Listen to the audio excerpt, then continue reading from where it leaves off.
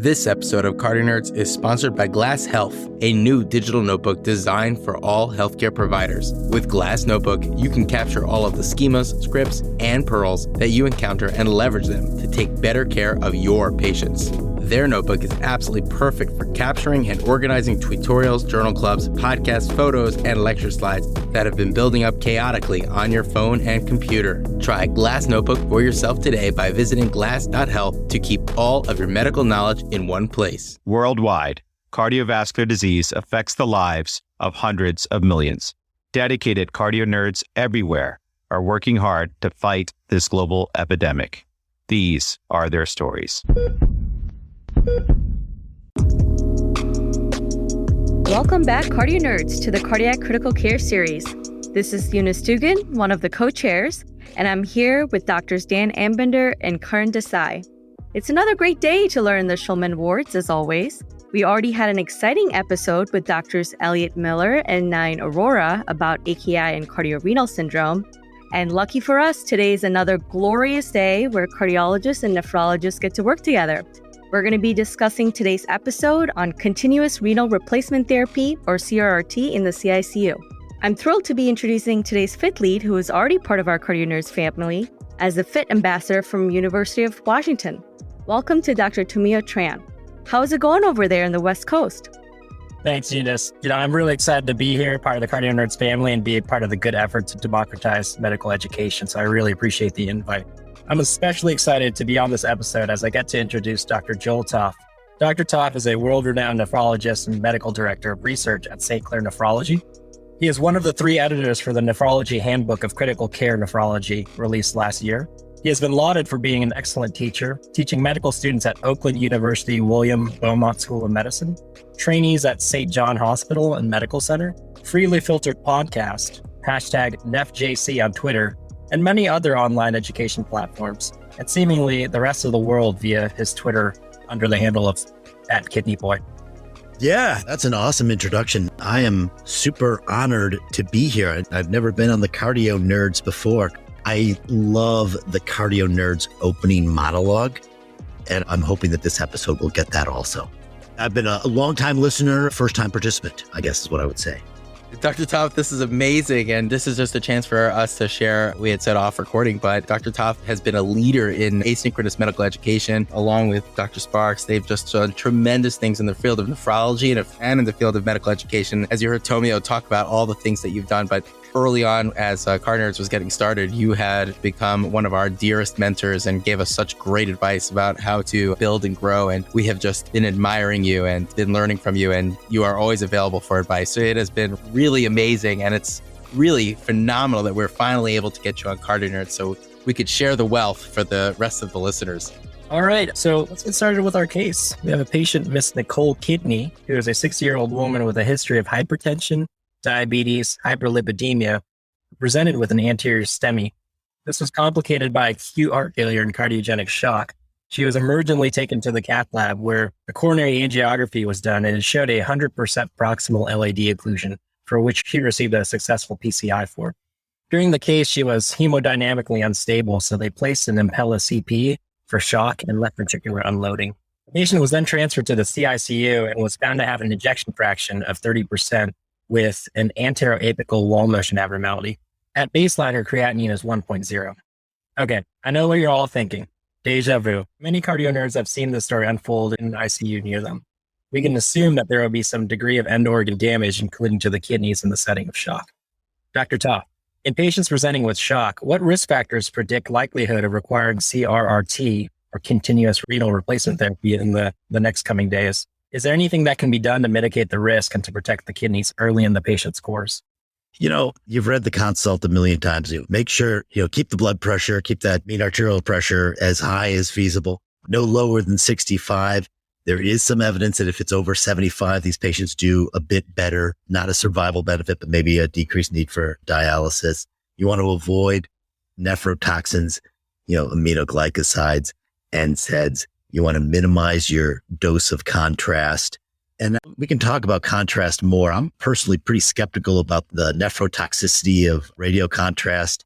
But certainly in retrospective trials, patients that get high doses of contrast have more likelihood of developing acute kidney injury.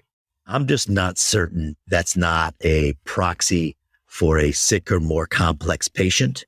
And that may be what's causing the contrast, because there's been a number of trials where they've lowered the dose of contrast and they've not been able to lower the risk of acute kidney injury, which makes me a bit skeptical about the relationship there. And there's things like, if you have a balloon pump, that'll increase your risk of acute kidney injury, but it's kind of a silly risk, right? Because they don't put the balloon pump in for cosmetic reasons. Like presumably the patient's going to die if they don't get that, right? So I'm not sure how helpful that is as a risk factor. It'll kind of identify patients, but it's not really a one that you can change, right? It's not modifiable, if you will. And I think oftentimes there's not a lot of modifiable risk factors, right? You're going to raise the blood pressure as much as you feasibly can.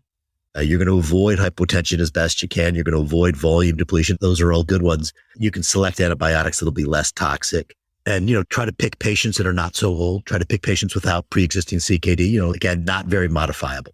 Yeah, you're so right, Dr. Topf. Yeah, a lot of this stuff, when we deal with the critical care, a lot of the things that ensue are just part of the progression of what we see as part of the original insult for the patient. So you're so right. A lot of things are kind of required, and it's definitely a risk-benefit conversation. And sometimes the kidney or, a different organs end up taking the hit.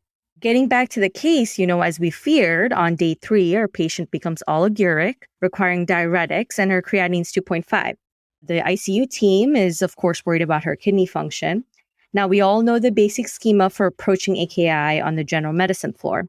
As a brief reminder, we think of extrinsic causes like pre-renal, post-renal, and intrinsic causes like intrarenal causes. And we do a basic workup, includes urinalysis, urine microscopy, urine electrolytes, and FeNA when appropriate, and renal ultrasound in select cases. But for a patient in the CICU, as you alluded to a little bit earlier, there are some specific consideration. You talked about contrast-induced nephropathy, possibly from an angiography, other sources versus ATN from the shock versus pigment nephropathy from any Impella or MCS-associated hemolysis versus cardiorenal syndrome from heart failure, which we've covered in one of our previous episodes. So going along with what you were talking about, Dr. Topf, how do you think about this differential and how do you end up prioritizing your evaluation, especially for patients in shock in the CICU following an acute MI? So when you approach acute kidney injury in the ICU in general, 19 out of 20 of those times, it's going to be acute tubular necrosis from hemodynamic insult. And you kind of outlined, in this case, is kind of a classic situation of acute kidney injury due to hemodynamic insult. And the pre-test probability that that's what it is very high. So I think from a diagnostic perspective, my job as a consultant is to say, is there anything about this case that kind of tickles a nerve that makes me think, oh, that's not exactly how I'd expect it to run, right? Is there a report? Did you hear from the anesthesiologist that when they intubated the patient, there was a lot of blood that they had to suction out? And you're like, wow, could this be a pulmonary renal syndrome, right? Could this be, an encapsulitis that could be causing it, or good pastures, right? And we don't have any kind of hints. That's one of the things to think about. Or you kind of go through the resuscitation record, and did the patient get, 18 liters of resuscitation, over a couple of days?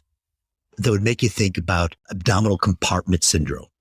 And again, that's an important diagnosis to make because, there's a specific intervention that you need to take that's different than just the supportive care that you're going to give for ATN, right? And then the other one that you never want to miss is an obstruction, right? The treatment for obstructive uropathy is not dialysis. We need to relieve the obstruction.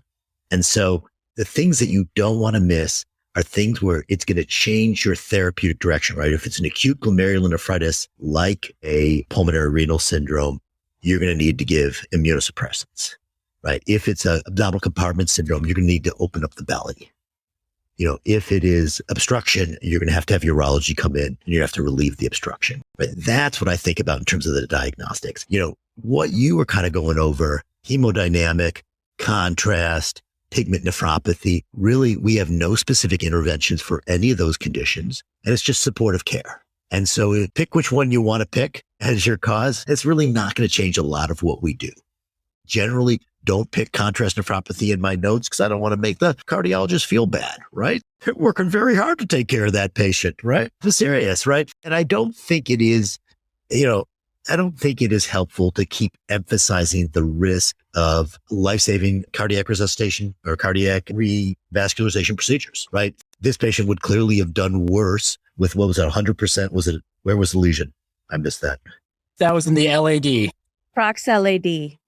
That sounds like a bad one. That sounds like 100% Prox LAD. I don't think this patient's going to have a good quality of life if that's not corrected. And that would be the same if the patient had a creatinine of 3 rather than 1 at baseline, right? And I worry all the time that my patients get passed up for life-saving angiography or PCI because they have CKD. We call that renalism. People getting substandard medical care out of fear of causing dialysis. And quite honestly, dialysis is better than dying from your proximal LAD lesion. Dr. Topf, that is so relieving to hear. I think there are many interventional cardiologists that just want you to save that recording and just play it everywhere they go. Thanks for walking us through that differential. As I get more subspecialized in my training, we see more of one specific thing. But I do think that you highlighted a few different things, some of the low-hanging fruit, such as post-renal obstruction, where we could potentially fix them really quickly. So I think that it's really important to also be very systematic when you see a patient entering the ICU and just making sure that you cover all your bases. The abdominal compartment syndrome is another one that you don't want to miss because it's an easy diagnosis. You just get a bladder pressure. Right. And if that bladder pressure is elevated, that's just going to send you down the road and you'll start evaluating it. And it's one of those diseases that you never see until you start looking for it. And then you start seeing it in a lot more places. And so if you've had a patient that's had a pretty aggressive volume resuscitation with either blood or with IV fluids, and you go to them, you start feeling that abdomen, the abdomen starts feeling a little firm, get a bladder pressure.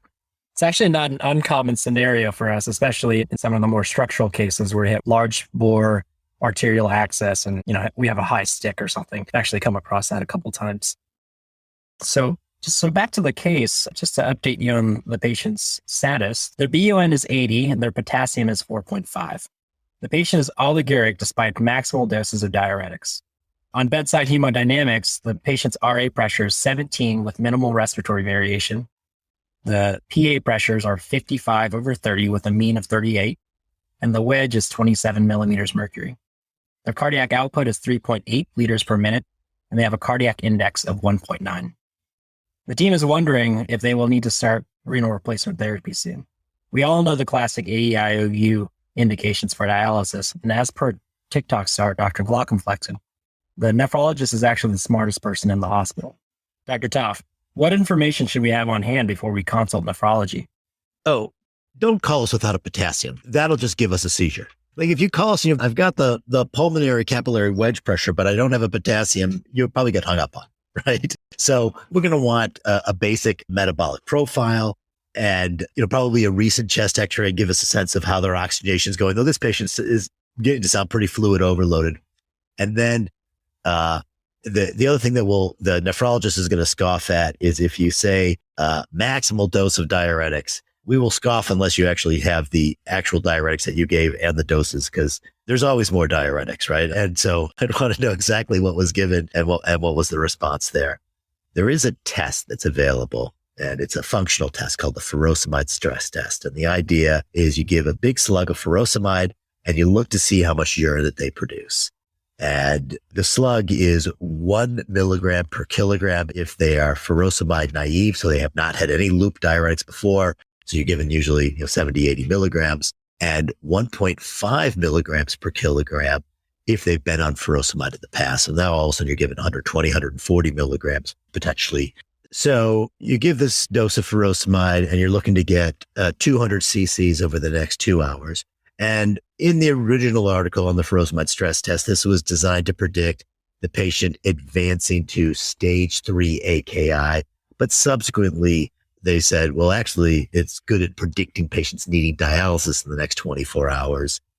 And that is very helpful, right? Getting that kind of being able to know, hey, this patient's not going to recover. And when you think about it, right, the ability to make urine in a response to a big slug of furosemide requires that they have glomerular function and proximal tubule function, right? Because the furosemide is actually secreted by the proximal tubule to get into the tubular fluid, isn't filtered by the glomerulus. But to make urine, you have to have filtering by the glomerulus. So both those things have to be intact. And you have to have a functional loop of Henle for the furosemide to act. So you start to kind of check off different parts of the kidney that have to work in order for it to make urine. And that's why it's such a good test, because it actually tests multiple components of the nephron. And so when you mention maximal dose of diuretics, to me, when I evaluate patients, they've already gotten an accidental furosemide stress test before I go there because they've been just stepping up trying to get their patient to urinate. And you can see, oh, they've failed their accidental furosemide stress test. This is a patient who's going to need dialysis. And again, it doesn't mean you need to start dialysis, but it gives you a hint that they're going to need it. And that's always helpful, because to me, the most dangerous part about starting dialysis is getting the access. And if I can have that access done, not by a bleary-eyed, very tired surgeon in the middle of the night, or surgical resident in the middle of the night, but by somebody who's fresh and bushy-tailed early in the day, that's what I'd prefer. And so it allows you to do that type of planning. Like, when's the safest time for us to get this dialysis access, rather than crunching it when the potassium is already set. That's great, Dr. Topf. Those are very important things to think about. And, as cardiologists, we love a good stress test. So that was super useful to go through. So, and you touched upon this a little bit. Let's talk a little bit more about the timing. As we said, currently the patient doesn't have any strict indications. And of course, we want the line to put in a timely manner, like not rushed. But is there a benefit to actually starting dialysis early in anticipation of needing it, or later when the patient actually develops an absolute indication? And is there any data behind this? Yeah, so this is an area that's been investigated and investigated and investigated. There are 4 well-known trials about this. There's AKIKI, then AKIKI-2, START, or START AKI, and then one called ELAINE. And 3 of them are in agreement, and ELAINE is the only one that's out there. So ELAINE did show an advantage for starting dialysis early. It's a single center study. It doesn't agree with the much larger multi-center trials, so we kind of usually ignore ELAINE, put that off to the side. But the other 3 trials are in agreement that there was no advantage to starting dialysis. AKIKI is a French trial, and the AKIKI-1 was asking the question, does late start compared to early start, is there any advantage to that? It's a non-inferiority trial, and there was no disadvantage to starting late. So they were essentially late start and early start were equivalent. Okay. And then START AKI showed that patients that were started earlier, there was a more prolonged hemodialysis. So permanent dialysis after AKI was more common if you started early, which was very concerning. And then AKIKI-2, if AKIKI-1 is like, well, if late is not worse than early, what about really late compared to late? Which is actually a totally logical question, right? It started to say, what if we only gave dialysis when we absolutely needed it? And I remember reviewing AKIKI-2 and the horror in my face when I read how late they were going. Like, I would never have people that had been anuric for days. And I just don't let people go anuric for days. I get them on dialysis. People need clearance in my mind. That's just the way I'm built. And sure enough, in AKIKI-2, not by their primary measurement of outcome, but by one of their secondary measures of outcome, which was, I think, a likelihood of death, the super late dialysis was worse. And so if that BUN creeps over 140 and they're anuric for a couple of days, it's time to start dialysis. You have good data that they do better. But big picture here, at this stage, no compelling reason to start dialysis. We have the luxury not only of time, but of evidence saying, hey, we're no advantage. We're not helping a patient out by providing them additional clearance now, which is something that we used to believe. This was a big paradigm in acute kidney medicine, was provide some patients some early clearance. That should help a lot of things and prevent electrolyte disorders, prevent volume overload. And it does all those things. That just doesn't translate to better outcomes. Dr. Topf, what reasons have people given for why the group that had early dialysis at START had a prolonged time on dialysis? Well, the thing about START that's really, really concerning, and this was also seen in AKIKI, was, what happens when you randomize start times of dialysis? You enroll everybody in the trial, and people that get randomized to the early started dialysis immediately after enrollment, right? Because you met the enrollment criteria. That's why you were enrolled in the trial. And then if you're in the late part, If you've been randomized to late, then you'll have to cross some other line that's established in the protocol when you'll start dialysis. And then you pick those things so that there's good separation in those groups, right? So let's say there's 3 days separation in the groups.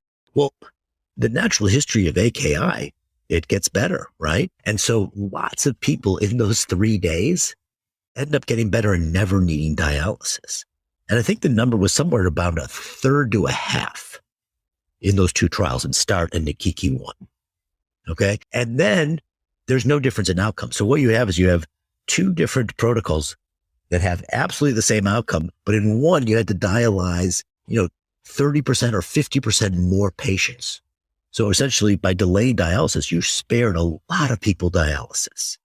Or if you got put or randomized at the early start, 1/3 to 50% of those patients would have never needed dialysis and were getting dialysis essentially unnecessarily. That makes sense? Makes a lot of sense. And, as you were saying, for these patients that avoided renal replacement therapy, they avoided complications of renal replacement therapy. You have to remember some of that may include hypotension, and that hypotension in itself may have caused more kidney damage. Yes, you're getting right to exactly where they go in the discussion with this. When you get this unnecessary dialysis, you're causing unnecessary complications. And one of those complications is going to be prolonged dialysis. For our patient, they didn't necessarily need dialysis up until the point of the case we have been discussing. But now our patient's anuric has a BUN of 100, a creatinine of 3.9, a K of 5.0, and made sure to include the K to avoid giving Dr. Topf a seizure. And the patient remains with grossly elevated cardiac filling pressures, unable to be managed with aggressive diuretics, and we have given this patient a furosemide stress test. And it's appearing that she will need renal replacement therapy. Her mechanical support, specifically with the Impella, is on P8, and the blood pressure is 91/60. And for those not familiar with the Impella, P8 is a high setting with a performance level that's trying to give as much flow to the patient. So Dr. Topf, this patient certainly sounds like they will need renal replacement therapy. Can you describe the options we have, and what would you recommend for this patient? Yeah. So, renal replacement therapy, it's an alphabet soup of therapies, right? So you have continuous kidney replacement therapy, you have intermittent hemodialysis, you have a hybrid therapy called SLED, or slow, low efficiency dialysis, which is kind of a schmear CRRT and IHD, or a continuous therapy and intermittent hemo together. You get SLED. There are places like New York City where they do peritoneal dialysis as a form of acute dialysis. When there was issues with availability during the COVID crisis, they were using peritoneal dialysis as an acute therapy, and it's used around the world also as an acute therapy. So that's another option. And, I'm going to pull peritoneal dialysis out of there. That is pretty untypical. There are a few places that can do it. It is effective if you need that. I have no experience with it and haven't seen it used as an acute therapy. There was a trial in the New England Journal of Medicine for malaria sepsis that showed poor outcomes with peritoneal dialysis, though I understand that people in Brazil now do it very effectively for acute care, but I'm not familiar with that data so much. And so what you're really looking at is a CRRT, or continuous kidney replacement therapy, CKRT, or intermittent hemodialysis, or this smear into both, the SLED therapy. And there have been randomized controlled trials that have compared these in pairwise fashion. So continuous therapies to intermittent hemo and continuous therapies to SLED, and none of them have shown any advantage. Okay. So they're all considered roughly equal. However, and this is a really big however, you can imagine if you're going to design a randomized controlled trial, you could not have as part of your enrollment criteria patients that can't tolerate intermittent hemo, right? You can't enroll a patient who's got a blood pressure of 70 or 80 as their systolic and randomize them to intermittent hemo. That therapy will kill them. They won't be able to tolerate it. So you can only do a randomized controlled therapy in patients where you could potentially put them on intermittent hemo.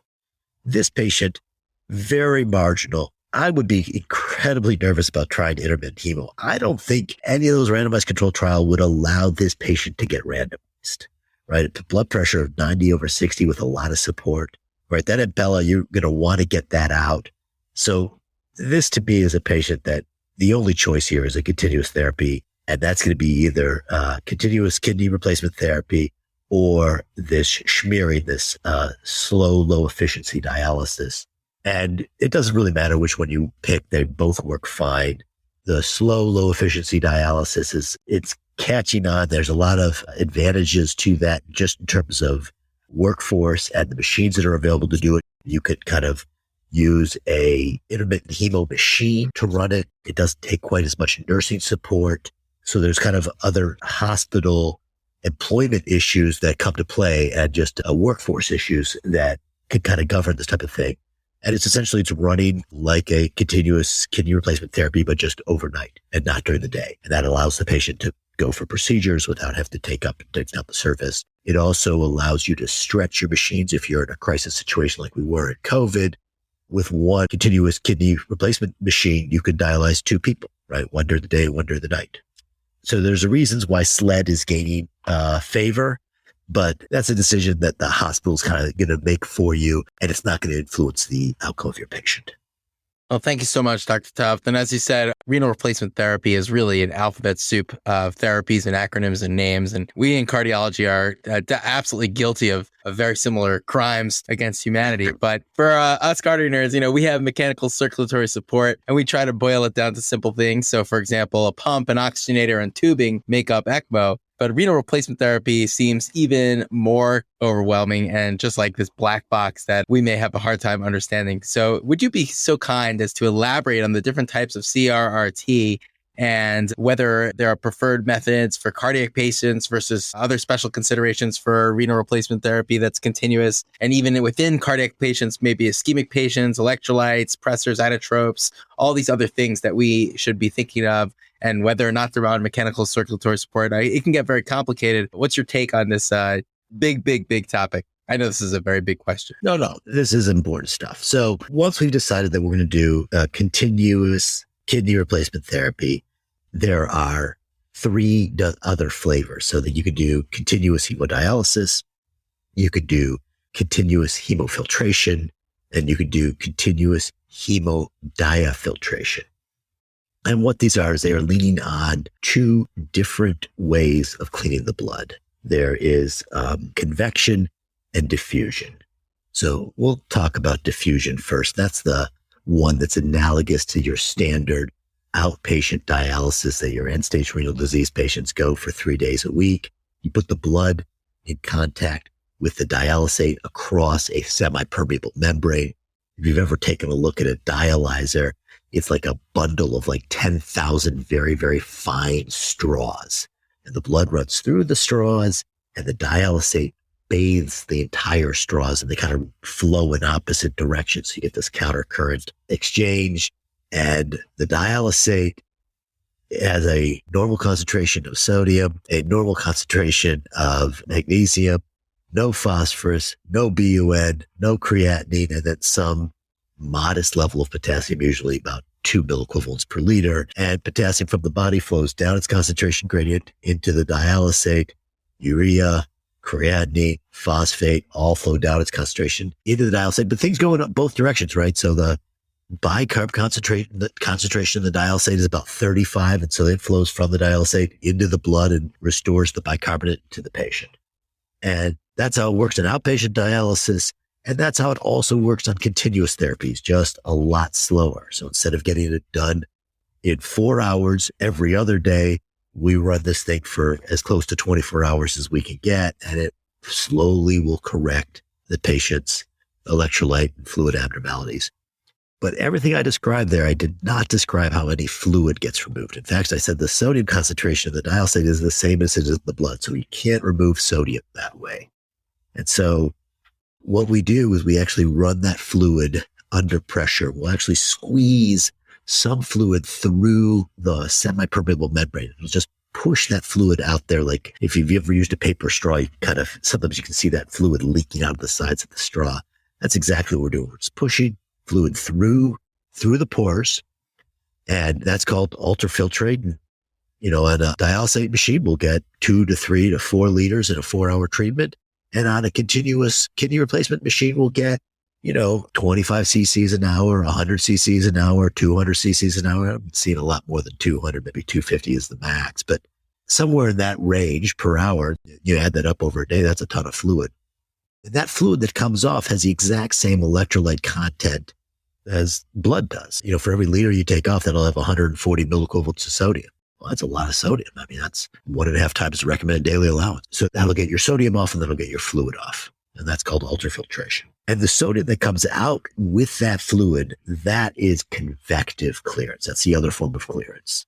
And so continuous hemofiltration is a completely convective therapy. There's no dialysate involved at all here. And the idea here is that we're just going to squeeze fluid through the pores there, take off 1, 2, 3 liters of fluid, and that's going to get us all the clearance we need. But if you start to do the calculations, one I love to do is like potassium. So if somebody eats on a standard diet 80 milliequivalents of potassium, and the concentration of the blood is 4 milliequivalents per liter, to get daily clearance, you would need to take off 20 liters, right? Because 20 times 4 is going to be your 80 milliequivalents of potassium. Well, you can't take 20 liters off of somebody. It'll be a pile of dust. And so what you do is you take off 20 liters and then you put back 20 liters in what's called replacement fluid. And so all the fluid comes off with convection. That gives you all the clearance you need. And then you use replacement fluid so the patient doesn't get hypovolemic. And if you want to take off a little bit of fluid, you only give them back 18 liters. So you've taken off 2 liters. And that's how a continuous hemofiltration works. And that's just, it'll have a replacement fluid that is going to be kind of an idealized fluid that looks very similar to what you want their electrolytes ultimately to look like. So potassium of 4, sodium of 140, some kind of alkali equivalent to be right around 30, some magnesium and phosphorus in it. And that's going to be your replacement fluid. Probably no phosphorus in it, maybe some. But the advantage of convective treatment is better for getting rid of larger size molecules. Just because the nature of convective therapy, all the fluid that comes out is carrying all kinds of stuff. So it'll also clear some of the middle molecules and some larger molecules. They'll all be removed much more efficiently with this convective therapy. The problem is we don't have the evidence that makes a difference. That there's been a number of trials that have looked to see, hey, is that important? And it hasn't panned out the way a lot of people expected. And I'm not saying that it won't eventually, but at least at the doses and the methods that we're doing now, we're not seeing advantages from this hemofiltration. And then the other one is this continuous hemodiafiltration, and that's kind of a little bit of convective and a little bit of diffusive. You got some dialysate running, you got some replacement fluid running, you kind of mix them together. And it's a way to really jack up the dose if that's what you really need. But for us, we just use hemodialysis, continuous hemodialysis at our institution. We do fine, and we haven't wanted for these additional therapies. Like I said, they haven't proven with the good outcomes. Wow, that's super helpful, Dr. Topf. Thanks for boiling down some pretty complex topics down for us into kind of like these manageable tidbits. Now, for patients, do you think about these therapies differently for patients that are pressors, inotropes, or MCS, or there's no data on it, or do you think about them the same way? So, again, the only way we do continuous therapy at my institution is as continuous hemodialysis. And we don't feel the need, and maybe at places at very specialized center kind of have better feelings for this. I know there was some thought early in the COVID pandemic that patients were having this, I guess we're not supposed to say cytokine storms, but they were having, essentially controlled cytokine production. And they thought that they would benefit from a removal with some therapies that do that. There is another version of this where you use a special filter to absorb those cytokines for that. That's also a continuous therapy. Again, that data has not been very impressive. We don't offer it. I don't think it does much for patients. Same thing with once I've decided on a continuous therapy, then we're going to do continuous hemodialysis. And again, the large meta-analysis haven't found any advantages for those other therapies as of yet.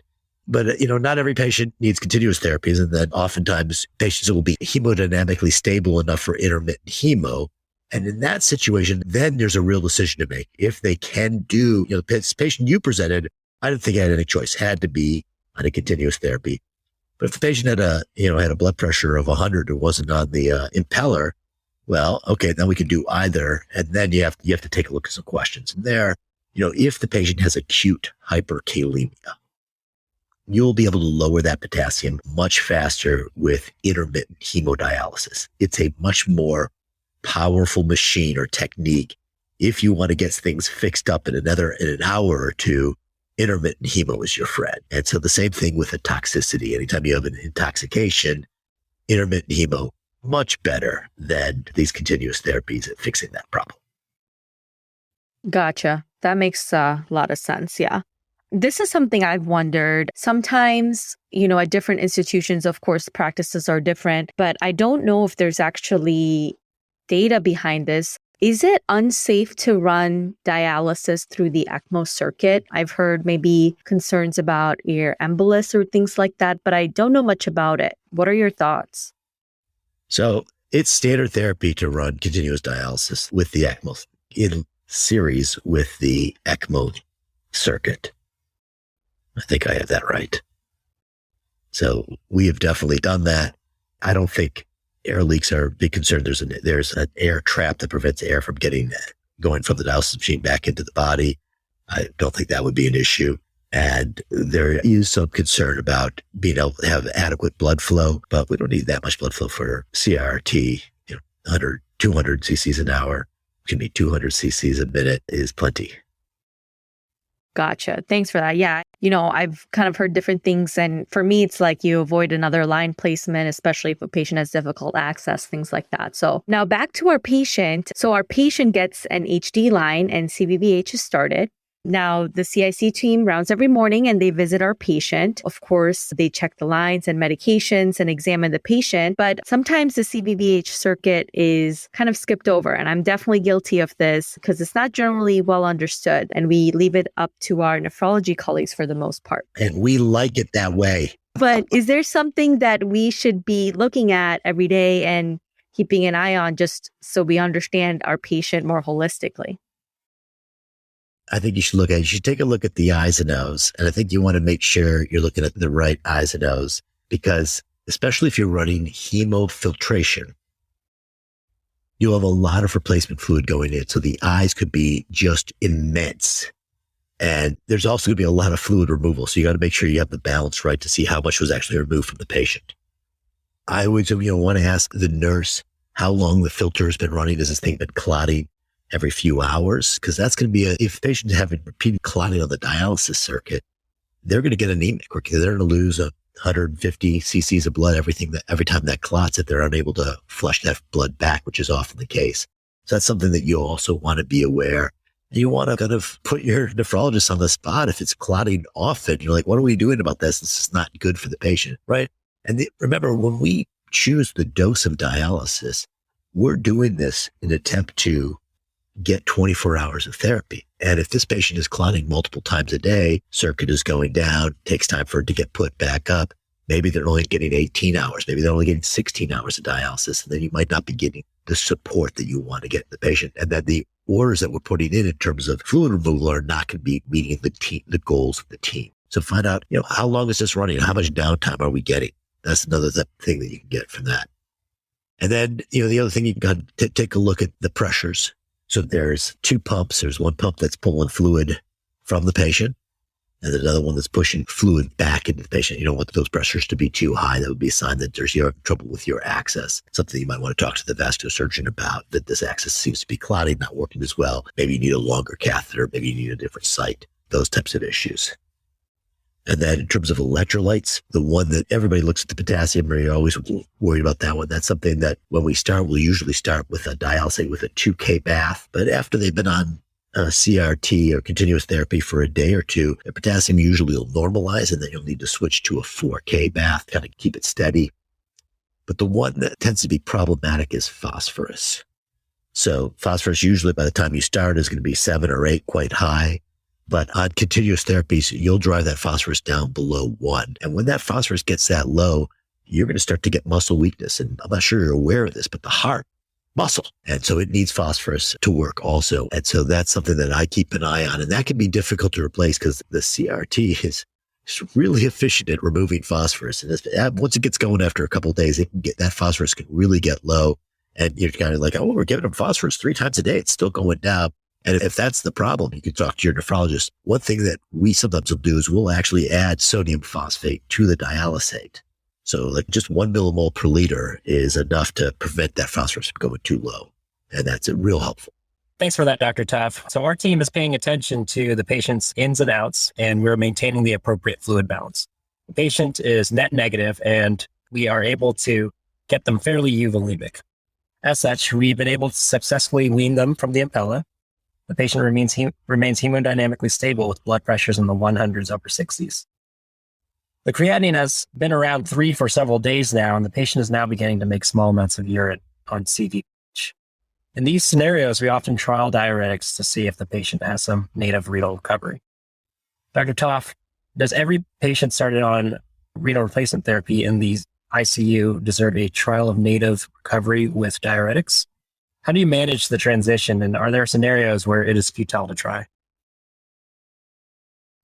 Yeah, I think so. I think we should try to give everybody a trial to get off of dialysis if possible. And I think it's essentially you kind of run the FST, the furosemide stress test in reverse now. You're kind of thinking, because it's the same goals as the kidney working well enough. And let's test that glomerulus, let's test the proximal tubule, let's test the loop and see if we can get any urine out of there. And there is some evidence on the FST being used on this side as a way of seeing if this can help. So I think that's a totally reasonable way to go. Oftentimes, though, you'll just start seeing patients start to spontaneously produce urine. And oftentimes, once their blood pressure starts to improve, there'll be some pressure from the nurses and from the staff just to finish up with the CRRT. If this is not something that we don't need this continuous therapy, we don't have a critically ill patient anymore, let's step down the resources that we're using because, that continuous therapy is going to be one thing that'll keep the patient in the unit. And so it'll be kind of one part of their checkbox. So let's get this checked off. And the other thing to keep in mind, kind of an odometer in your mind to keep going, to keep an eye on is how long that dialysis access has been in. To me, that temporary untunneled catheter, the catheter that was put in at the bedside by vascular surgery or by internal medicine or whoever chose to put that in, you don't want to keep that in there for much longer than a week. That those are incredibly prone to infection, right? If the patient's going to need longer dialysis, you're going to want to get them a tunneled catheter. And, sometimes it's pretty clear that this patient's still pretty sick and they're not getting better. But at that 1 week mark, you're starting to think we need to get a more permanent access. That's a great time to say, hey, this patient going to need dialysis longer or not? And so I always, as that, come day 5, and I'm looking at this patient, I'm starting to think, yeah, maybe we're going to need to change that access out. I always try to make a push to see if there's any native function so we can avoid that procedure. And when you see patients start to regain some renal function and they're still on the CRRT circuit, do you overlap that with diuretics or do you turn down the rate to try to encourage the kidneys to wake up, so to speak? That's part of my evaluation every day is the patient making urine. And in general, they'll start making urine even on CRT if the patient is getting better. That definitely happens. But usually if they're getting hemodynamically stable so that they're off pressors, we'll transition them to intermittent hemo. The nice thing about intermittent hemo is they're only 3 days a week. And so you get a chance to see what they're doing natively between dialysis sessions. Great. Thank you for that. So our patient is eventually transferred to the floor and actually transitioned to intermittent hemo, like you just said. And this has continued for about 1 week. The patient makes progressively more urine and is eventually able to be managed just on diuretics alone. Their creatinine eventually improves to 1.5, which is pretty close to their bed. Dr. Topf, with our patient who suffered acute MI and now has heart failure with reduced ejection fraction, they qualify for a lot of medications that can be seen as quote unquote nephrotoxic, such as ACEs, ARBs, ARNIs, MRAs, SGLT2 inhibitors. Can you kind of help guide us through when we should be restarting these in a patient who just had a really big renal insult? Yeah, you guys got this, right? The patient has a creatinine of 1.5. I'm just going to ask again, what's the potassium, right? Because all those drugs are going to jack up the potassium. And that's the one that it's hard to fake that, right? If the potassium goes up, you're going to have to stop the drug. So I'd want to know what the potassium was. And if the potassium is fine, then I'd go ahead and start them. right? We know the patient's cause of AKI, and it wasn't because they had bilateral renal artery stenosis, right? Which is the renal contraindication possibly to these drugs. And so I would not hesitate to start these life-saving drugs. And if the creatinine goes from 1.5 to 1.8, okay, that's fine, right? It's not going to put the patient back on dialysis. This patient has emerged from that. And getting that creatinine back down to 1 is just a cosmetic issue. It's more important that the patient gets on the life-saving medications. Well, Dr. Topf, thank you so much for helping us manage this patient and learn the ins and outs of CRRT. We can't really do this work without our nephrology colleagues. So I think it's important that we do have an understanding about your role in this multidisciplinary team. So I just want to wrap up that our patient came in with an acute MI. They had cardiogenic shock and heart failure, and they had a lot of indications for dialysis.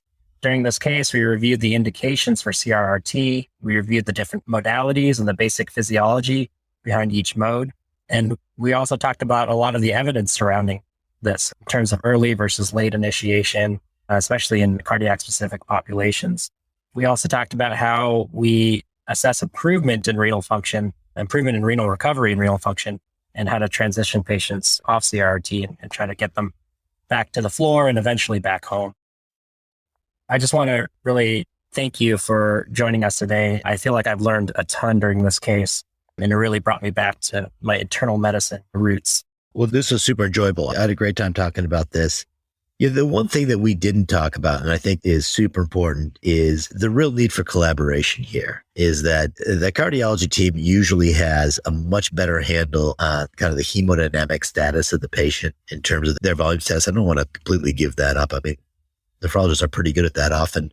But in terms of the most recent wedge pressures, and if you have a PA catheter, and meeting with the cardiology team and the nephrology team and getting them together and making sure we're on the same page in terms of volume goals is super important, because the kind of the way the continuous therapies work is we give a net fluid removal. So our net fluid removal is 50 an hour. And so if somebody says, oh, give them a bolus of 500, the nurse is just going to take that bolus right off. Or if somebody at the cardiology says, oh, I think they're dry, would start some fluids at 100 an hour, that fluid is just going to get taken off. And make sure you're working together, not at cross purposes.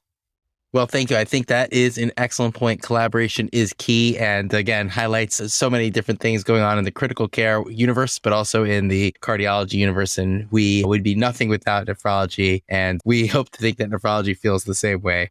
Dr. Topf, this was an absolute treat. Again, thank you so much for joining us. And we got to thank Justin Burke from Cribsiders/Curbsiders, who originally made the match made in heaven when Amit and I called you. So shout out to him. And Karan, Eunice, you guys are co-chairing this amazing episode. This has been an amazing series. And of course, Tomio, for all of your efforts in leading this episode. Thank you, all of you. Excellent. This is great.